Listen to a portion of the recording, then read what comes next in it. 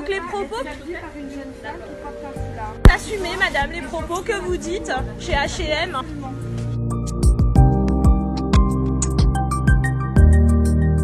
Ce qui me motive surtout à filmer, c'est que la dame insiste, persiste et reste dans le magasin. C'est ce qui est encore le plus choquant en fait. C'est que les gens aujourd'hui, y a une parole qui est libérée. Et je crois que c'est très grave et c'est des faits qu'il faut dénoncer. Je me suis mis à la place de cette jeune femme et vraiment, je pense que tout un chacun se serait mis à sa place, au-delà des religions, de ce que vous voulez. Et j'ai senti un peu ce que la jeune femme a pu vivre, moi, à mon niveau, alors que je n'ai pas été invectivée, je n'ai pas reçu d'insultes.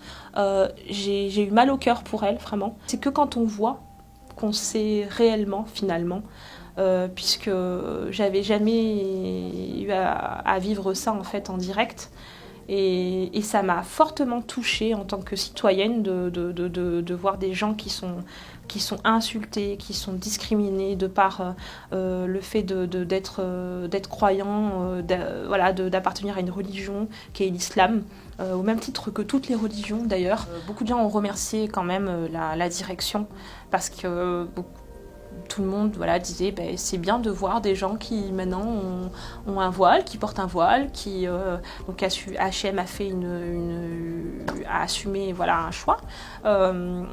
Et donc remercier en tout cas H&M pour ses prises de position. Il y a beaucoup de gens qui sont allés voir la direction, et aussi beaucoup de gens qui sont allés voir la vendeuse en lui disant t'inquiète pas, ne l'écoute pas, on est avec toi.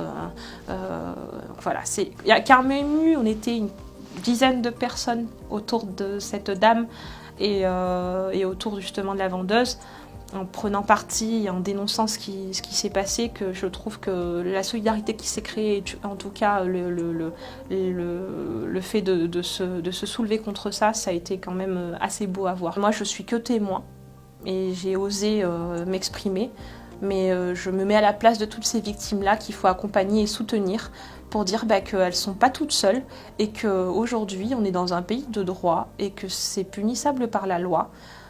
Donc voilà, je m'adresse à toutes ces personnes, c'est dire stop et oser parler, oser.